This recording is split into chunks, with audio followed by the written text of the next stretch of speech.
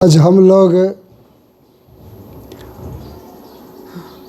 कवि घनानंद के बारे में पहले कुछ जानेंगे, उसके पश्चात उनके दो पदों को पढ़ेंगे। घनानंद रीतिकाल के कवि माने जाते हैं। हिंदी साहित्य का जब काल विभाजन किया गया तो उसमें 4 काल माने गए। प्रथम, जिसे आदिकाल भी कहा जाता है, असली नाम है वीरगाथा काल। उसमें केवल बहादुरों की बहादुरी के वर्णन संबंधी काव्य लिखे गए। उसके पश्चात भक्ति काल का युग आया। तुलसी, सूर्य, मीरा जैसे उसी काल में उत्पन्न हुए। उसके बाद मतलब कि भक्ति काल अकबर के ज़माने में था, और जब मुग़ल साम्राज्य का धीरे धीरे पतन होने लगा, सम्राट कमज़ोर पड़ने लगा, देश में छोटे छोटे रजवाड़े बढ़ने लगे और राजा लोग भोग विलास में लीन रहा करते थे, उस समय को रीतिकाल कहा गया है। उसके बाद से आया आधुनिक काल। रीतिकाल के कवि अधिकांशतः सुरा सुंदरी कंचन कामिनी में लीन रहने वाले थे। उसमें भी घनानंद का नाम आदर से लिया जाता है। क्यों? कि इनकी कविताओं में प्रेम की पीड़ा दिखाई पड़ती है। जो पीड़ा भक्ति काल में मीरा के अंदर दिखाई पड़ी, कृष्ण भक्ति की पीड़ा, उन्हें दर्द की गायिका प्राचीन काल में कहा गया, और आधुनिक काल में दर्द की गायिका महादेवी वर्मा को कहा गया। उसी तरह की पीड़ा घनानंद में भी दिखाई पड़ती है। अब घनानंद का थोड़ा जीवन देख लें। ये ब्रजभाषा के बहुत बढ़िया जानकार थे, गायक थे, कवि थे, लेकिन पेशा के रूप में ये मुग़ल बादशाह कुछ दिन के लिए हुआ था। औरंगजेब के बाद से जानते हैं कि कुछ दिन बादशाही रहती थी, फिर वो समाप्त हो जाते थे। तो मोहम्मद शाह रंगीला एक बादशाह बना था कुछ ही दिन के लिए। स्वभाव का बहुत ही रंगीन था, नाम भी वैसा ही है, मोहम्मद शाह रंगीला। उसके यहाँ ये मीर मुंशी, मतलब कि किरानियों के ऊपर के किरानी, मीर मुंशी का काम करते थे। एक प्रकार से समझिए लेखा जोखा रखने वाले आय व्यय का। और बादशाही दरबार में जिस रूप में लोग रहते थे उसी रूप में रहते थे तो बहुत बड़े गायक, कवि, लेकिन इनमें एक दुर्गुण भी आ गया था। जैसा इंसान में होता है, इसे दुर्गुण भी न कहा जाए, यह तो मानव की एक सहज वृत्ति होती है कि सौंदर्य से प्रेम करना। उस काल में सुजान नाम की एक नर्तकी थी, अद्वितीय सुंदरी, उसी की सुंदरता में ये लीन हो गए थे। जहाँ कहीं रहते थे उसी में लीन रहते थे। कहा जाता है कि एक दिन कुछ लोगों ने इनकी ओर देख करके इशारा कर दिया कि सुजान में जितने लीन रहते हैं और जितने ज्ञानी हैं, अगर परमेश्वर में लीन रहें तो ये पहुँचे हुए महात्मा बन जाएंगे। उस दिन से बात इनको लग गई। मीर मुंशी का काम छोड़ दिए, बादशाह का दरबार छोड़ दिए मथुरा वृंदावन की यात्रा किए और अंत में वृंदावन में जाकर के जमुना के किनारे आश्रम बना के सन्यासी का जीवन बिताने लगे और रहने लगे। कृष्ण भक्त के पद बना के गाते थे। उसी समय भारत पर नादिर शाह ने हमला किया। विदेशी शासक जब यहाँ आते थे, चूँकि उन्हें मार्ग का ज्ञान नहीं था, तो सब नदियों के किनारे किनारे चलते थे कि नदियों के किनारे इस देश के मुख्य तीर्थ स्थान हैं जहाँ लोगों के पास सोना चांदी है। उसी तरह वे सिपाही वृंदावन में पहुँच गए। एक झोपड़ा बना के घनानंद वहाँ पर तपस्या करते थे।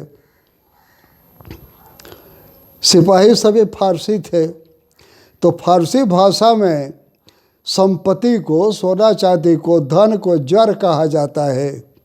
सिपाहियों ने कहा इसे जर जर जर, जर जर जर, माने धन दो धन दो धन दो। बार बार अगर आप रामा रामा कहें तो किसी को ये भी बुझा सकता है कि ये मारा मारा कर रहा है। तो सिपाही बोले रज जर जर जर, तो इन्हें सुना गया रज रज रज, उल्टा। ये समझे कि जमुना का पवित्र धूल ये सब मांग रही हैं। रज माने धूल होता है। बस 3 मुठा धूल उठा के सिपाहियों पर फेंक दिए। सिपाही से इतने नाराज हुए कि इनका हाथ पांव काट दिए, दोनों हाथ दोनों पैर, और अत्यधिक लहू बहने से चूँकि उसी तरह छोड़ के चले गए, इनकी मृत्यु हो गई। तो कृष्ण के जन्मभूमि या मथुरा वृंदावन में ही इन्होंने भी अंतिम गति प्राप्त की। और इस प्रकार जहाँ एक तरफ रीतिकाल के अन्य कवि राजाओं को खुश करने के लिए सौंदर्य की कविता लिखते हैं, घनानंद परमेश्वर को खुश करने के लिए ईश्वरीय भक्ति में लीन हैं। अब जरा हम कविताओं को देखें। इनके 2 ही छंद प्रसिद्ध हैं, सवैया और घनाक्षरी। जो पहला पद है, अति सुधो स्नेह को मार्ग है, इसमें प्रेम के महत्व का वर्णन है। कवि कहता है कि जरा भी मन में चतुराई हो, दगाबाजी हो, तो प्रेम की प्राप्ति नहीं हो सकती। अति सुधो स्नेह को मार्ग है, जहाँ नए को सयानप बाँक नहीं, तहाँ साँचे चले तजी आप न पो, झुझुके कपटी जे निशांक नहीं। घन आनंद प्यारे सुजान सुनो, यहाँ एक तय दूसरो आँक नहीं। तुम कौन धो पाटी पढ़े हो कहो, मन लेहु पे देहु छटाक नहीं। यहाँ पर प्रेम मार्ग में सच्चाई का और पवित्रता का क्या महत्व है, कवि ने यही बतलाया। कवि कहता है अति सुधो स्नेह को मार्ग है। स्नेह का मार्ग अत्यंत सीधा है। स्नेह का मार्ग अत्यंत सीधा है। सुधो माने सीधा, उसमें जरा भी घुमाव फिराव लुकाव छिपाव नहीं। जहाँ नए को सयानप बाँक नहीं, नए को माने थोड़ा भी, सयानप माने चतुराई अगर उसमें दिखाई जाए तो अच्छी नहीं लगेगी। स्नेह का मार्ग एकदम सीधा है। प्रेम के रास्ते पर छल प्रपंच और चतुराई नहीं होनी चाहिए। तहाँ साँचे चले तजी आपन पो, आपन पा माने अभिमान, स्वाभिमान, मैं भी कुछ हूँ, यह भावना इसको जो समाप्त कर देगा वही वहाँ पर सच्चे मार्ग से चलेगा।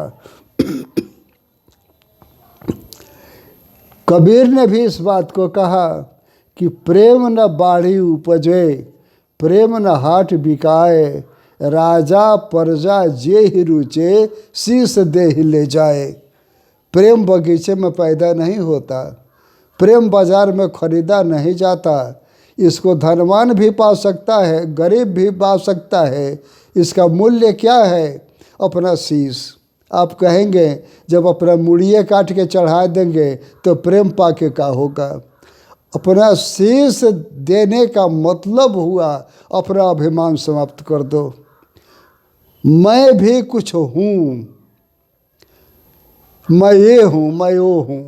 ये जो अभिमान की भावना है प्रेम से हमको दूर ले जाती है। मैं कुछ नहीं हूँ, यह भावना जब हृदय में आ जाती है तो सच्चा प्यार मिल जाता है। तो कवि कहता है, तहाँ सांचे चले तजियापन पो। अब ये स्वाभिमान की भावना, मैं भी कुछ हूँ, मैं ऐसा हूँ, मैं वैसा हूँ, ये छोड़ के जो चलता है वही प्रेम के सच्चे मार्ग पर चल सकता है। झुझुके कपटी जे निशांक नहीं, जो निशंक नहीं है, जिसके मन में शंका है वह झिझक जाएगा, वह प्रेम के मार्ग पर चल नहीं पाएगा। प्रेम के मार्ग पर वही चलेगा जिसके मन में कोई शंका नहीं है। मन में शंका है, छल प्रपंच है, तो व्यक्ति प्रेम के मार्ग पर सफल नहीं हो सकता। घन आनंद प्यारे सुजान सुनो। आप जानते हैं कि सुजान से वो बहुत प्यार करते थे, घन आनंद। और यहाँ पर इस कविता में ऊपर के पद में सुजान का अर्थ आप उस नर्तकी से न लगाएं, परमेश्वर से लगाएं। घन आनंद कहते हैं, घनानंद कहते हैं, क्या प्यारे सुजान सुनो। सुजान यहाँ पर कृष्ण को मान लिया जाए। ऐ प्यारे सुजान, प्यारे कृष्ण सुनो। कहा तो गया सुजान को ही, लेकिन इसका इशारा भगवान की ओर भी हो सकता है। यहाँ एक ते दूसरों आँख नहीं, यहाँ ऐ प्यारे सुजान सुनो। दोनों प्रकार से आप सोच सकते हैं। घनानंद अपने सुजान से कहते हैं कि ऐ प्यारी सुजान सुनो, यहाँ एक ते दूसरों आँख नहीं, मैं केवल एक को ही चाहता हूँ, दूसरा कोई मेरे निगाह में नहीं आ सकता। दूसरा अर्थ ये भी लग सकता है, घनानंद परमेश्वर से कहते हैं कि मेरा सच्चा प्यार केवल आपसे है, आपके सिवाय दूसरा कोई मेरे निगाहों में नहीं आ सकता। और दूसरी तरफ एक उलाहना भी है इसमें। अंत में घनानंद कहते हैं, तुम कौन धो पाठी पढ़े हो कहो। पाठी से तात्पर्य है कि प्राचीन काल में लोग जब छोटे बच्चे पढ़ने जाते थे, अभी कॉपी नहीं थी, कलम नहीं थी, पेंसिल नहीं बनी थी, स्लेट भी नहीं बना था, तो काठ की पटरी पर भृंगराज की पतई रगड़ देने से वो हरे हरे रंग की हो जाती थी। उसी पर लोग, खल्ली भी नहीं थी, भाठा एक प्रकार की मिट्टी का ढेला, उससे लिख करके पढ़ते थे। तो उस समय लोग पहले पटरी पर पढ़ते थे, उसी को पाटी कहा गया। कहते हैं घनानंद, तुम कौन धो पाटी पढ़े हो कहो। अरे सुजान, तुम किस पटरी पर पढ़ी हो, ये तो बताओ कि इतने चालाक हो गई। मन लेहु पे देहु छटाक नहीं, मेरा एक मन ले लेती हो और एक छटाक भी नहीं देती। असली अर्थ क्या हुआ कि हे गोपियाँ कहती है कृष्ण से कि हे कृष्ण, तुम कितने चालाक हो कि हम लोगों का मन सब कुछ ले लेते हो और अपना तुम कुछ भी नहीं देते हो। मन से तात्पर्य है, पहले ये किलोग्राम नहीं था, पहले क्या था, मन शेर छटाक का जमाना था। तो 40 शेर का एक मन होता था, माने 5 पसेरी का, 8 पसेरी का, 5 शेर का एक पसेरी और 8 पसेरी का एक मन होता था, 40 शेर का। और एक शेर में 16 छटाक होते थे। तो मन माने वजन का एक सबसे बड़ा पैमाना और छटाक सबसे छोटा पैमाना। कहाँ एक शेर में 16 छटाक और कहाँ 40 शेर का एक मन। घनानंद कहते हैं सुजान से कि तुम किस पटरी पर पढ़ी हो कि इतनी चालाक हो गई, मन ले लेती हो, 40 शेर का एक मन ले लेती हो लेकिन एक छटाक भी देती नहीं हो। गोपियाँ कृष्ण से कहती हैं असली अर्थ कि तुम कितने सब चालू हो, कितने समझदार हो, कितने बुद्धिमान हो कि हम लोगों का सब कुछ ले लेते हो, मन ही ले लेते हो, पूरा दिल ही ले लेते हो, लेकिन अपनी ओर से कुछ नहीं देते। और घनानंद अपने परमेश्वर से कहते हैं कि हे परमेश्वर, तुम कितने चालाक हो, तुम कितने महान हो कि हमारा हृदय तुम में लीन है, लेकिन तुम एक छटाक भी अपनी दया हमको नहीं दिखलाते। हमारा सब कुछ लेकर तुम थोड़ी भी कृपा हमारे ऊपर कर दो तो हमारा उद्धार हो जाए। इस प्रकार इन 4 पंक्तियों में घनानंद जी कहते हैं कि स्नेह का मार्ग बहुत सीधा है, इसमें चालबाजी की कोई बात नहीं, चालाकी का कोई स्थान ही नहीं।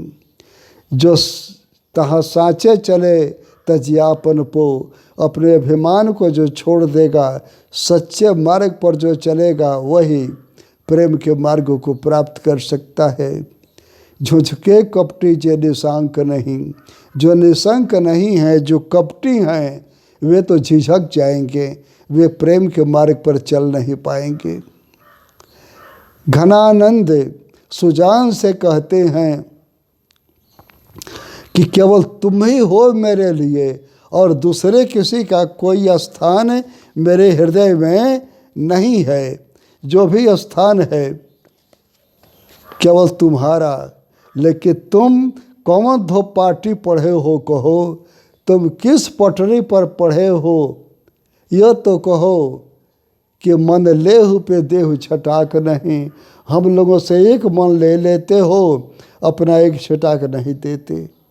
हे परमेश्वर, हमारा दिल तुम में लीन हो गया और तुम एक छटाक भी कृपा हमको नहीं देते। इस प्रकार प्रेम के सच्चे मार्ग को कैसे पाया जा सकता है, कवि ने बहुत मार्मिक ढंग से इसका चित्रण इसमें किया है। जो दूसरी कविता है मोह औसुआने ले बरसो, यह एक प्रतीकात्मक कविता है। कवि मेघ से कुछ विनती करता है। जानते हैं असली बात क्या है? कवि नाम किसी का धरता है लेकिन भावना उसकी अपनी होती है। जैसे शिकारी ने क्रौच पक्षी को मारा, क्रौच पक्षी को तीर लग गया, गिर के मर गया और उसकी पत्नी जो थी क्रौची, वो आकाश में उड़ करके विलाप करने लगी, चिंचियाने लगी अपने पति के मौत देख के।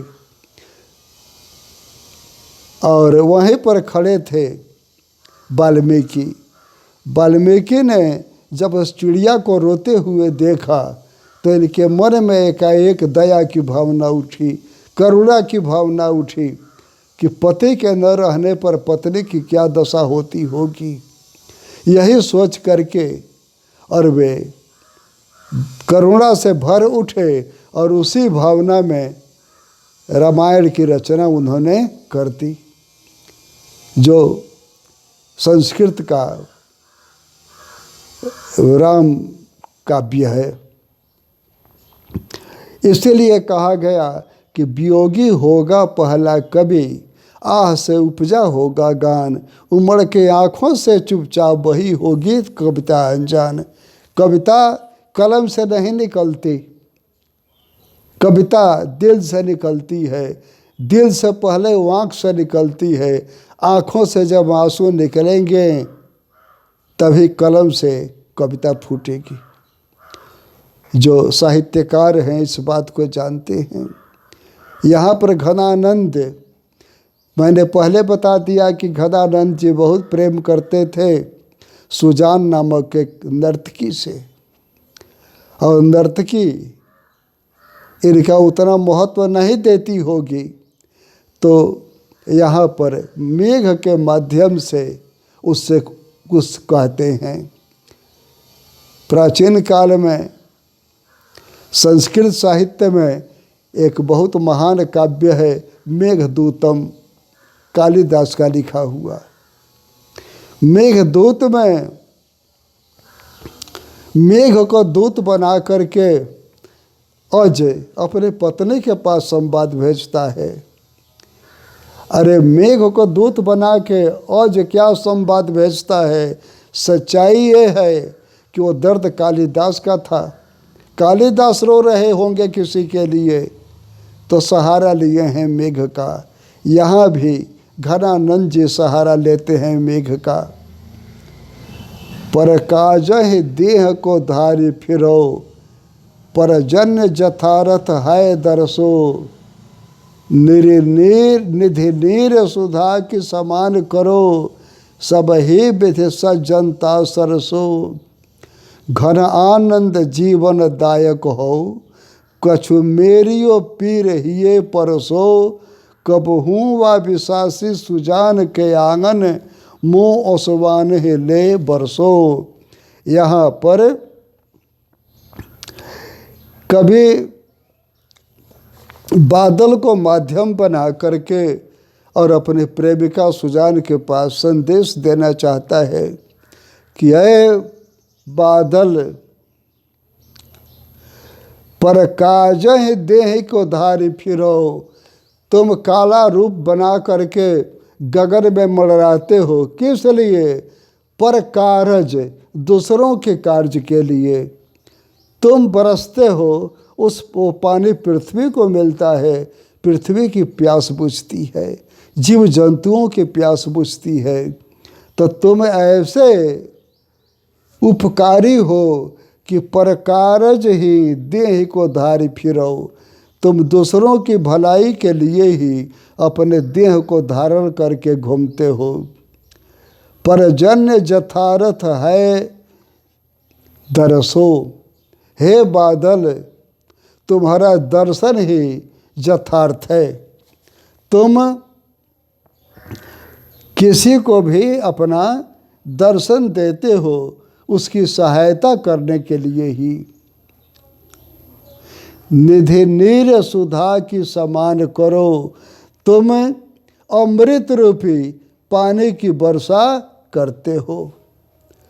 तुम्हारे अंदर से जो जल बरसता है, निधि नीर सुधा की समान करो, वो अमृत के तुल्य है, एक प्रकार का अमृत है। लेकिन वो अमृत भी तुम सबको समान रूप से देते हो। ये कहाँ होता है कि राजा के आंगन में काफ़ी पानी गिरे और गरीब के आंगन में एक बूंद पड़ के रह जाए? नहीं, जब तुम जल की वर्षा करते हो तो सबको समान रूप से जल देते हो। तुम्हारा जल जबकि नीर के समान है, अमृत के समान है, भंडार है, निधि है, अमृत का भंडार है, उसको भी तुम सबको समान रूप से देते हो।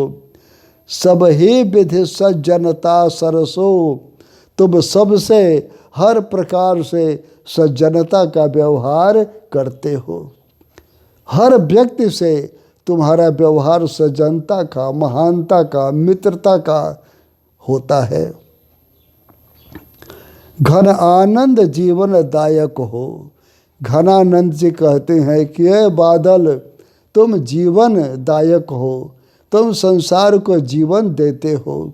सही में बादल जीवन देता है, क्योंकि कहा जाता है कि जल नहीं होता तो दुनिया जल जाती, और वह जल देने वाला कौन है? बादल है।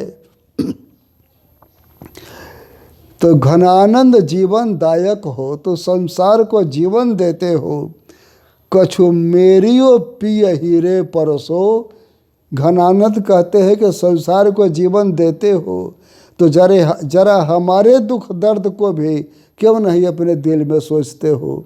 जरा मेरे दुख दर्द पर भी विचार करो, अपने दिल में मेरे दर्द पर भी कुछ सोचो, क्या दर्द है इनका। कब हूँ व विशासी सुजान के आंगन, मोह असुबान हिले बरसो।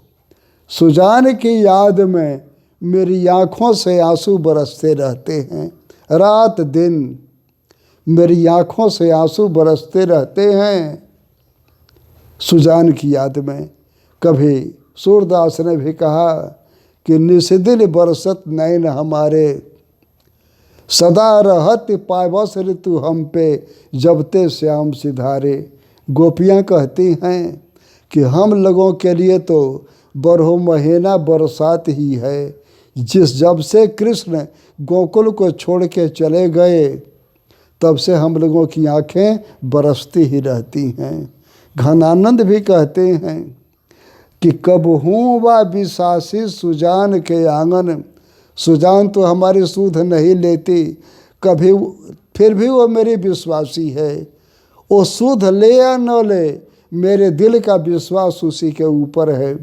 तो कभी भी तो सुजान के आंगन में तुम बादल हो, मेरे आंसुओं को ले जाके पानी के रूप में बरसा दो। सुजान की याद में मेरे जो आंसू बरस रहे हैं, इन आंसुओं को तुम ले लो बादल, और कभी सुजान के आंगन में ले जाके बरसा दो, ताकि वो जान जाए कि मेरे हृदय में उसके प्रति कितना स्नेह है। इस प्रकार कहा जा सकता है। सारांश के रूप में घनानंद कहते हैं, क्या बादल तुम पर कारज के लिए ही देह को धारण करते हो, पानी बरसाने के लिए ही तुम आकाश में छाते हो, और पर्जन्य यथार्थ है दर्शो, तुम्हारा दर्शन यथार्थ है। ऐ बादल तुम संसार की भलाई के लिए ही दर्शन देते हो। निधि नीर सुधा के समान करो, तुम सबके लिए एक समान अमृत के समान जल की वर्षा करते हो। सब ही विधि सज्जनता सरसो, सबके साथ तुम महानता का, सज्जनता का व्यवहार करते हो। घन आनंद जीवन दायक हो। ऐ बादल तुम संसार को जीवन देने वाले हो। कछु मेरियो पिए रहिए परसो, कुछ मेरे दुख दर्द को भी अपने दिल में विचार करो। क्या कि कब हूँ आ विशासी सुजान के आंगन, मोह और सुबान हिले बरसो। कभी मेरे विश्वासी सुजान के आंगन में मेरे आंसुओं को लेके बरस जाओ, ताकि सुजान भी जान जाए कि मैं उसको कितना चाहता हूँ, मैं उससे कितना प्रेम करता हूँ।